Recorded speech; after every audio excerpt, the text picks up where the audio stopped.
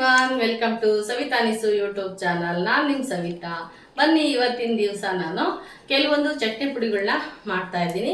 ಅದರಲ್ಲಿ ಫಸ್ಟ್ ದಿನ ಅದರಲ್ಲೂ ಫಸ್ಟ್ ಯಾವ ಚಟ್ನಿ ಪುಡಿ ತೋರಿಸ್ತಾ ಇದ್ದೀನಿ ಅಂತ ಹೇಳಿದ್ರೆ, ನಾನು ಚಟ್ನಿ ಪುಡಿಗಳಾಗಲಿ ಮಸಾಲೆ ಪುಡಿಗಳಾಗಲಿ ತೋರಿಸಿಲ್ಲ ಇನ್ನೂ.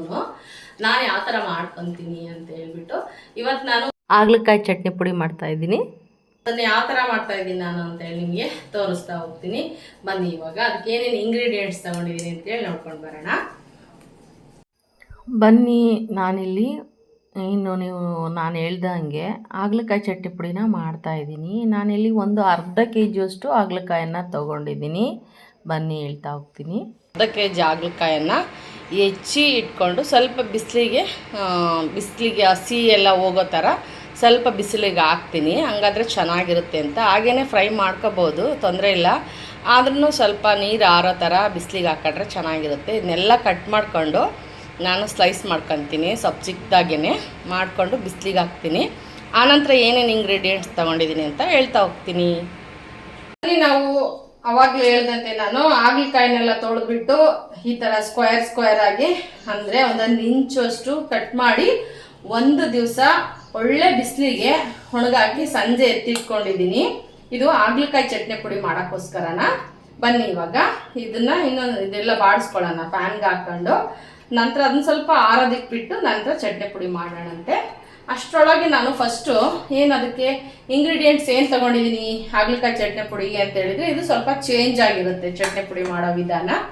ಏನಪ್ಪ ಅಂತ ಹೇಳಿದರೆ, ಇದಕ್ಕೆ ನಾನು ಇಲ್ಲಿ ಒಂದು ಹಾಗಲಕಾಯಿ ಸ್ವಲ್ಪ ಕಹಿ ಇರೋದ್ರಿಂದ ನಾನು ಈ ಥರ ಎಲ್ಲನೂ ಡ್ರೈ ಮಾಡಿ ಒಣಗಿಸಿಟ್ಕೊಂಡಿದ್ದೀನಿ.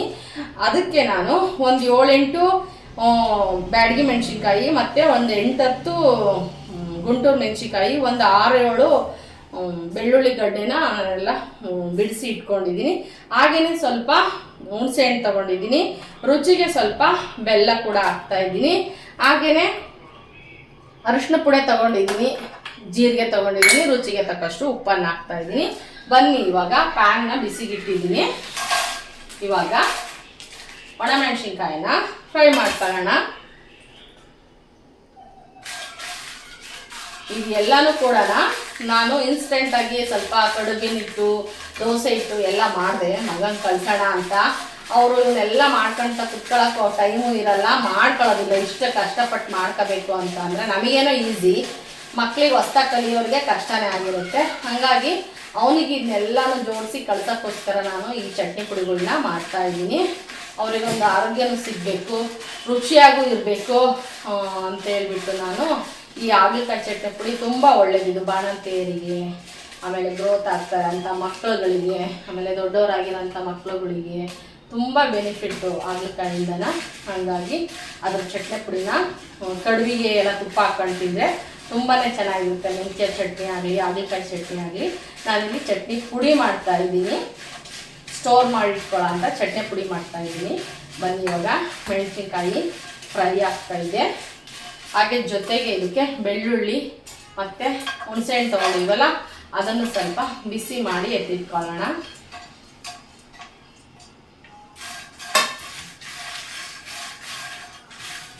ಸ್ವಲ್ಪ ಬಿಸಿ ಮಾಡ್ಕೊಳ್ಳೋಣ.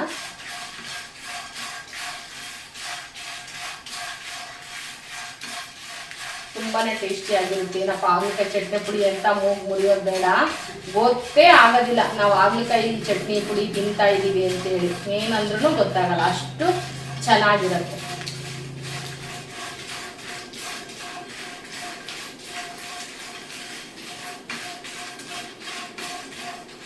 ಬನ್ನಿ, ಇವಾಗ ಇದನ್ನು ತಣ್ಣಗಾಗೋದಕ್ಕೆ ಒಂದು ಪ್ಲೇಟಲ್ಲಿ ಹಾಕೋಣ.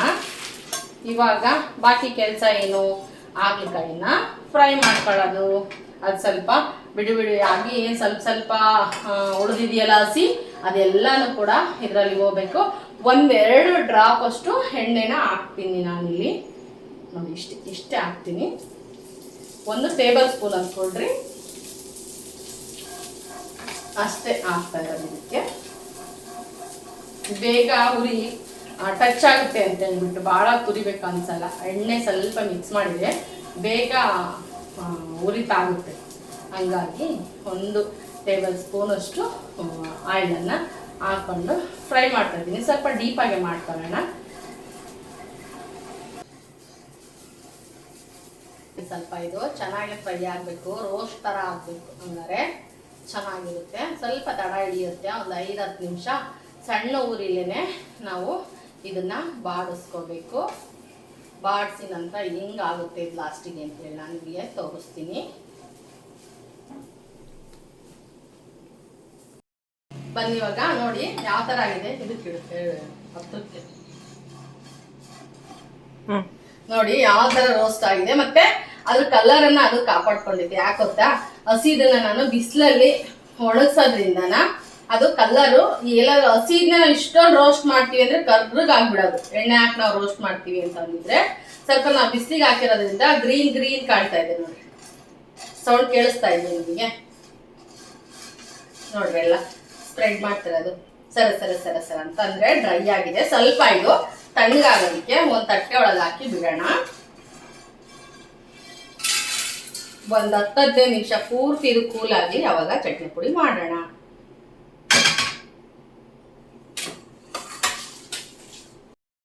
ಬನ್ನಿ, ನಾನಿಲ್ಲಿ ಏನು ಹಾಗಲಕಾಯನ್ನು ಆರಿಸೋದಕ್ಕೆ ಇಟ್ಟಿದ್ದೆ. ಹಾಗೆ ಮೆಣಸಿನ್ಕಾಯಿ, ಹಾಗೆ ಬೆಲ್ಲ, ಉಪ್ಪು, ಜೀರಿಗೆ, ಅರಿಶಿನ, ಬೆಳ್ಳುಳ್ಳಿ, ಹುಣಸೆಹಣ್ಣು, ಒಣಮೆಣಸಿನ್ಕಾಯಿ ಇದನ್ನೆಲ್ಲನೂ ಕೂಡ ಹುರಿದು ತಣ್ಣಗೆ ಹಾಕಿಬಿಟ್ಕೊಂಡಿದ್ನಲ್ಲ ಅದನ್ನು ಫಸ್ಟು ಸೇರಿಸಿದ್ದೀನಿ. ಇವಾಗ ಇದನ್ನು ಒಂದು ಸರ್ತಿ ಗರ್ರ ಅನ್ನಿಸ್ಕೊಳ್ಳೋಣ ಮಿಕ್ಸಿ ಒಳಗೆ. ಆನಂತರ ಹಾಗಲಕಾಯನ್ನು ಸೇರಿಸೋಣವಂತೆ.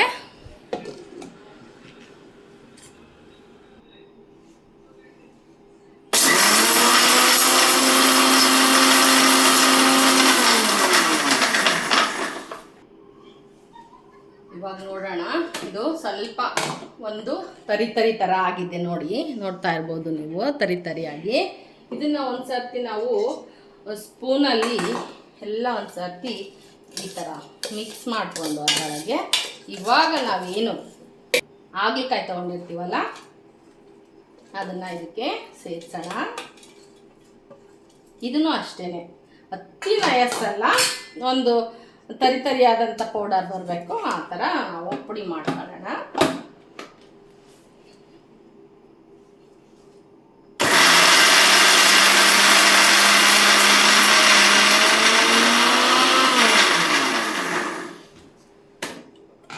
ನೋಡಿ ಯಾವ ಥರ ಆಗಿದೆ, ನೋಡಿ ಯಾವ ಥರ ಆಗಿದೆ. ಇದನ್ನು ಇನ್ನೊಂದು ಸರ್ತಿ ಗರ್ರ ಅನ್ನಿಸ್ಕೊಳ್ಳೋಣ. ಇನ್ನೊಂದು ಸರಿ ಇದರೊಳಗೆಲ್ಲ ಕೆಳಗೆ ಕೂತಿರುತ್ತಲ್ಲ ಈ ಕೊಬ್ಬರಿ, ಇದು ಬೆಳ್ಳುಳ್ಳಿ ಪೇಸ್ಟು, ಆಮೇಲೆ ಏನು ಬೆಲ್ಲ, ಹುಣಸೆಹಣ್ಣೆಲ್ಲ ಹಾಕಿರ್ತೀವಲ್ಲ, ಸ್ವಲ್ಪ ಇದು ಹಸಿ ಹಸಿ ಥರ ಆಗಿಬಿಡುತ್ತಲ್ಲ, ಏನೇನು ನಾವು ರೋಸ್ಟ್ ಮಾಡಿದ್ವಿ ಅಂದಾಗ ಹಾಗಲಕಾಯಿ ಒಳಗಿರೋದು ಒಂದೊಂದು ಕಡೆ ಆಗಿಬಿಡುತ್ತೆ. ಅದಕ್ಕೆ ಸ್ಪೂನಲ್ಲಿ ಒಂದು ಸರ್ತಿ ಎಲ್ಲ ಈ ಥರ ಮಿಕ್ಸ್ ಮಾಡಿಕೊಂಡು ಇನ್ನೊಂದು ಸಾರಿ ಪುಡಿ ಮಾಡ್ಕೊಳ್ತೀನಿ, ಗರ್ರ ಅನ್ನಿಸ್ತೀನಿ ಇನ್ನೊಂದು ಸರ್ತಿ.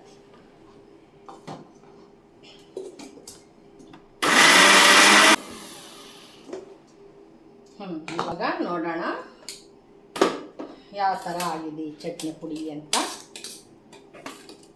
ಸಖತ್ ಟೇಸ್ಟಿಯಾಗಿರುತ್ತೆ ಇದು, ತಿಂದವ್ರಿಗೆ ಗೊತ್ತು. ಯಾರಾದರೂ ಚಟ್ನಿ ಪುಡಿ ಮಾಡ್ಕೊಂಡು ಹಾಗಲಕಾಯಿ ಚಟ್ನಿ ಪುಡಿ, ನಾವು ಬಾಣಂತಿಯರು ಇರುವಾಗ ಅಂತೂ ನಮ್ಮಮ್ಮ ಮೆಂತ್ಯ ಮುದ್ದೆ ಮತ್ತು ಹಬ್ಬೆ ಕಡುಬಿಗೆ ಇದನ್ನೇ ಚಟ್ನಿ ಪುಡಿ ಮಾಡಿ ತುಪ್ಪ ಹಾಕಿ ಒಂದು ಲೋಟ ಬಿಸಿನೀರು ಇಟ್ಬಿಡೋರು ಕುಡಿಯೋದಕ್ಕೆ ಮಧ್ಯಾಹ್ನ ಟೈಮು. ಅದು ಏಕೆಂದರೆ ಬೆಳಗ್ಗೆನೂ ಚೆನ್ನಾಗಿರಲ್ಲ, ಸಂಜೆನೂ ಬೇಗ ಜೀರ್ಣ ಆಗಲ್ಲ ಕಡುಬು ಅಂತ.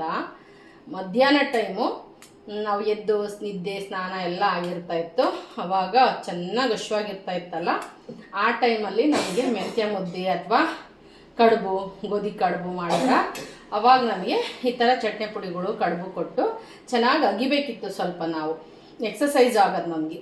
ಈ ಥರ ಚಟ್ನಿ ಪುಡಿ ಮಾಡಿಕೊಡೋರು ನೋಡಿ, ಈ ಥರ ಆಗುತ್ತೆ ಚಟ್ನಿ ಪುಡಿ. ಸಖತ್ ಟೇಸ್ಟಿಯಾಗಂತೂ ಇರುತ್ತೆ, ಮಾಡಿ ನೋಡಿ ಒಂದು ಸರ್ತಿ, ಈಸಿಯಾಗಿರುತ್ತೆ.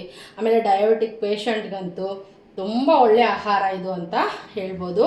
ಇಷ್ಟಪಟ್ಟು ತಿಂತಾರೆ ಅವರು, ಕಷ್ಟಪಟ್ಟಂತೂ ತಿನ್ನಲ್ಲ, ಇಷ್ಟಪಟ್ಟು ತಿಂತಾರೆ. ಒಂದ್ಸರಿ ಮಾಡಿಕೊಡಿ. ನಾನೆಲ್ಲೂ ಜಾಸ್ತಿ ಹಾಗಲಕಾಯಿ ಚಟ್ನಿ ಪುಡಿ ಮಾಡಿರೋರು ನೋಡಿಲ್ಲ, ಪಲ್ಯಗಳನ್ನು ನೋಡಿದ್ದೀನಿ. ನೋಡಿ ಆದಷ್ಟು ಟ್ರೈ ಮಾಡಿ. ಬನ್ನಿ ಇವಾಗ ಇದು ಟೇಸ್ಟ್ ಹೇಗೆ ಬಂದಿದೆ ಅಂಥೇಳಿ ನಾನು ಕಡುಬು ಮಾಡಿನೂ ಕೂಡ ನಾನು ನಿಮಗೆ ತೋರಿಸ್ತೀನಿ. ಆದರೆ ಇವಾಗ ನಾನು ಮಾಡಿರೋದು ಟೇಸ್ಟ್ ಹೇಗೆ ಬಂದಿರುತ್ತೆ, ಮೂಗು ಮುರಿಯೋಂಗಿದೆಯೋ ಅಥವಾ ಆಹಾ ಅನ್ನಂಗಿದೆಯೋ ನೋಡೋಣವಾ.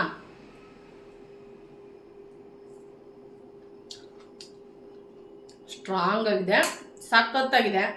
ಬೇಕಂದರೆ ಒಂದು ಸ್ವಲ್ಪ ಉಪ್ಪು ಅಥವಾ ಬೆಲ್ಲ ಬೇಕು ಅಂದಾರೋ ಸೇರಿಸ್ಕೋಬೋದು. ನಮಗೆ ಸ್ಟ್ರಾಂಗಾಗಿ ಚೆನ್ನಾಗಿದೆ ನೋಡಿ, ಈ ಥರ ಇರುತ್ತೆ.